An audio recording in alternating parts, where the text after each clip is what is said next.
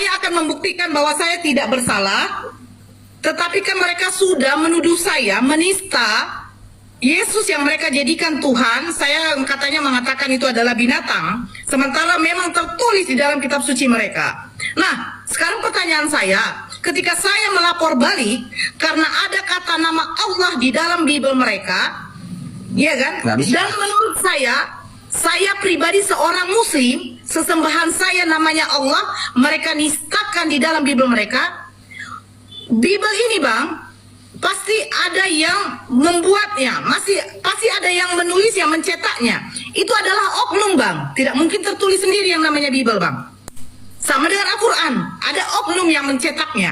Nah, ketika nama Allah saya dinistakan di dalam Bible mereka, oknumnya dong yang saya lapor balik. Kalau begitu, saya tidak terima dong, Bang. Pasal apa yang mau kakak laporkan? Pasal apa? Dugaan tindak pidana apa yang mau kakak laporkan? Mereka menistakan nama Allah saya di dalam Bible mereka. Saya tidak tahu. Begini, Bang, nanti saya otomatis saya kan juga punya tim pengacara. Saya akan rembuk itu, gitu loh. Ya, saya juga. ini pendapat saya, Kak, ya. Kalau pendapat saya boleh kan? Boleh nggak apa-apa, Bang. Kita kan sesuai undang-undang hukum, berekspresi boleh, ya kan? Boleh. Boleh. Saya berpendapat itu nggak bisa dilaporkan. Oh. Tapi begini, kakak boleh minta DPR bersama dengan presiden yang membuat peraturan undang-undangan untuk membuat hukum baru. Membuat hukum baru biar mereka yang buat.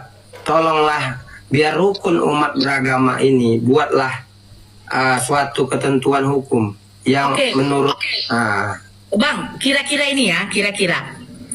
Mudah-mudahan saya tidak terbukti menista. Saya melaporkan balik dengan mencemarkan nama baik saya. Nih, kalau kakak tidak terbukti, saya gratis pengacara kakak membuat laporan polisinya. Oke? Cocok deal kita? Pencemaran nama baik. Iya, saya jadi pengacara kakak gratis. Saya siap kawal kalau memang kakak nggak terbukti nanti. Oke. Itu bisa. Itu janji saya. Itu.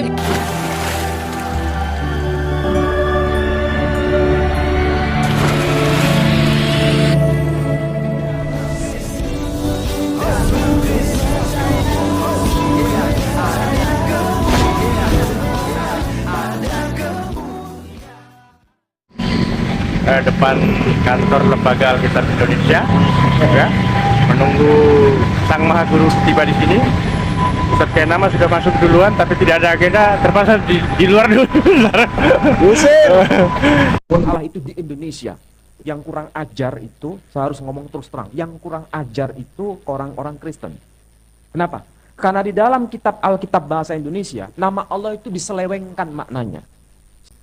Makanya ini harus menjadi perhatian kita semua. Saya nggak tahu sejak mulai kapan ini harus bisa diviralkan. Orang non-muslim dilarang pakai nama itu. Sebab nama ini sudah dinista di Indonesia. Di Malaysia sudah terjadi. Dan sudah diketok palu. Kapan di Indonesia? Belum tahu. Tinggal kita mau protes ataukah tidak.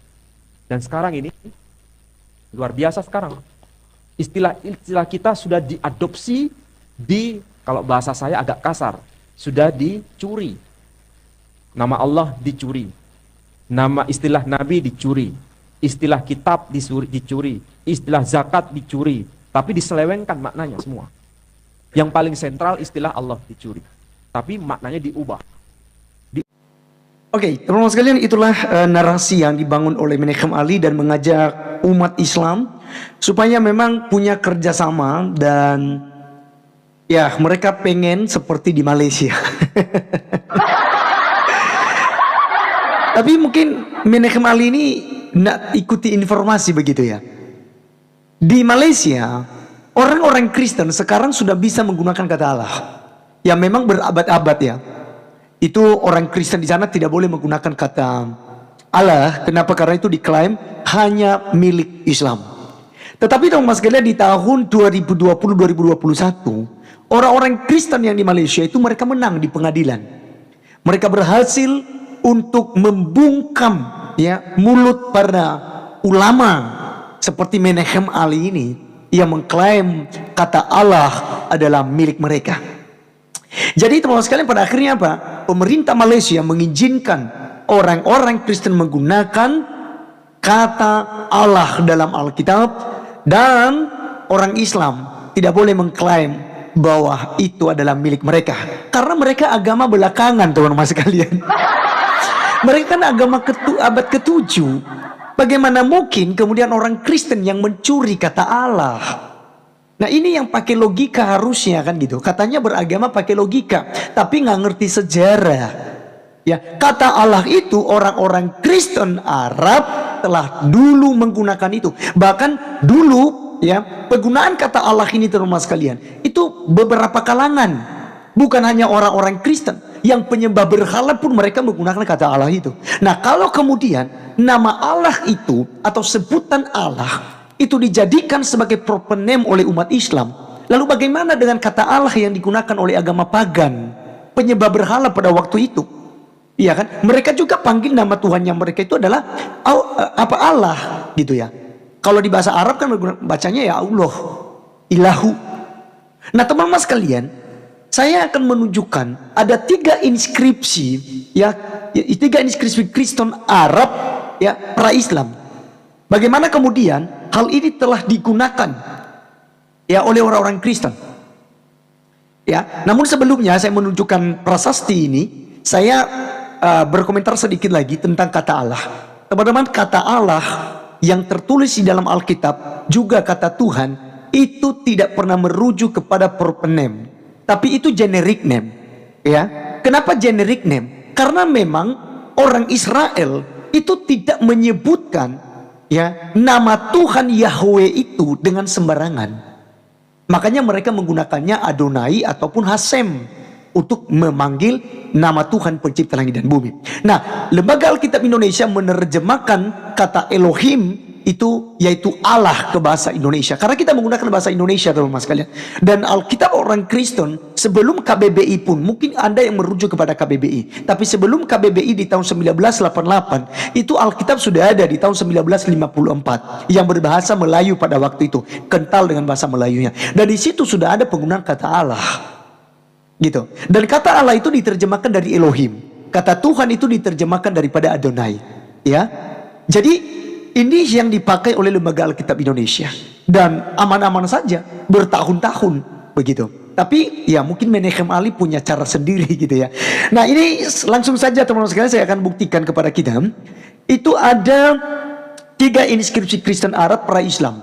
Ya, yang disebut dengan prasasti Nabatean Al-Jimal. Dan kita melihat yang pertama itu adalah prasasti Al-Jimal. Itu ditemukan pada tahun 265 sebelum Masehi. Ya, berasal dari zaman Nabatean akhir dan menunjukkan tanda-tanda keaksara Arab. Ya. Kemudian artinya ya, tulisan seperti yang kalian lihat ini belum menyerupai, bahkan banyak orang Islam yang tidak bisa membaca bahasa ini. Ya, karena ini masih belum mirip dengan bahasa Arab yang sekarang. Artinya inilah kuburan fix anak Sulai Tuan Jadimat Raja Danuk. Ya, ini ditemukan di di Nabatean, teman-teman sekalian ya. Kemudian di sini membuktikan bahasa Arab sudah dipakai di lingkungan Kristen sebelum zaman Islam atau pra-Islam. Jadi ini bukti-bukti, teman-teman sekalian. Bahkan kita melihat, teman-teman sekalian ya, ada prasasti Al-Jimal II. Ya, prasasti Al-Jimal kedua pada abad ke-6, dan ini tentu sebelum Islam juga. Ya, dalam prasasti Al-Jimal yang kedua ini huruf-hurufnya sudah mirip dengan huruf Arab sekarang. Artinya ya, yang teman-teman lihat di layar ya, artinya itu adalah ampunilah ya Allah, ampunilah Ulayah anak dari Ubaidah, sekretaris Al-Ubaid, pemimpin Banu Amr, biarlah diketahui oleh siapapun yang membacanya. Jadi inskripsi ini membuktikan telah ada penggunaan kata Allah sebelum adanya Islam ya. Nah, lalu teman-teman sekalian ada prasasti Jabat lagi ya. Di prasasti Jabat ini ditemukan ya di tahun 512 Masehi, jauh sebelum Islam juga. Ya, jadi dalam prasasti Jabat tertulis dalam 3 bahasa, yaitu Yunani, Aramaik, dan Arabik. Ya, dan di sini kita melihat ada kalimat di sini, teman-teman bisa perhatikan. Ya, saya tidak tahu teman-teman Muslim bisa membaca, saya juga tidak bisa membaca. Tetapi ini sudah diterjemahkan oleh arkeolog ya, para ilmuwan ya. Di sini katakan kalimat bahasa Arab dalam inskripsi tersebut dimulai dengan ucapan Bis al-Ilah. Lengkapnya adalah berikut: Bis al-Ilah Sergius bar Amat Manaf wa Hani bar Mar al-Qais Sergius bar Said Wasir wa Souraih, yang berarti dengan nama Allah atau Allah, Sergius putra Amat, Manaf dan Hani putra Mar al-Qais, Sergius putra Said dan Sir dan Suraih. Ya, jadi teman-teman sekalian, kita melihat di sini bahwa ternyata penggunaan kata Allah sebelum Islam muncul ya di Arab, lahirnya yang nantinya dibawa oleh Nabi Muhammad, orang-orang Kristen sudah menggunakan kata Allah. Dan orang Kristen tidak pernah memaknai bahwa kata Allah itu adalah proper name, tetapi inilah generic name. Ya, sebenarnya itu mengalami perkembangan teman sekalian. Jadi di tanah Kanaan, ketika orang Israel datang ke tanah Kanaan yang disebut Palestina saat ini dan Israel, itu kan mereka menyembah yang tak terkalahkan, yang terkuat itu adalah Il atau El. Nah, sehingga orang-orang Israel pada waktu itu mereka tidak mempertahankan penerjemahan Alkitab ke bahasa Ibrani dan Yunani pun tidak dipertahankan kata YHWH atau Yahweh, tetapi diganti dengan apa? Adonai atau Elohim. Lalu diambil dari asal kata mana? Dari kata El, ya, Eloah, ilah. Ya, sehingga ketika masuk ke Kristen di Arab mereka menyebutnya Allah, dan itu tidak merujuk kepada proper name, karena nama Tuhan pencipta langit dan bumi adalah Yod He Waw He, yang kita kenal sebagai Yahweh. Ya, kita bacanya sebutnya Yahweh. Nah, jadi teman-teman sekalian, dengan 3 inskripsi ini membuktikan bahwa ya Menachem Ali ya betapa bodohnya sebagai seorang profesor yang tidak mengerti sejarah sama sekali. Ya, jadi teman-teman sekalian, apalagi Ustaz Ahmad Kainama yang ngarang-ngarang kan gitu ya. Ya, saya tidak bahas dia lagi teman-teman sekalian, tapi sedikit saja ya, karena dia itu lulusan STT Jakarta, lulusan S2-nya di Belanda, lulusan S3-nya di Haifa Israel, lulusan S4-nya itu di Vatikan Roma, tapi tidak ada satupun ijazah, tidak ada satupun sertifikat yang bisa menunjukkan bahwa dia sudah kuliah. Ya, tapi itulah guru maha besar dari si Aristo ya, begitu ya teman-teman sekalian. Baik, jadi demikianlah teman-teman sekalian penjelasan kita. Jadi silakan mereka mau protes ke Lembaga Alkitab Indonesia, silakan ya.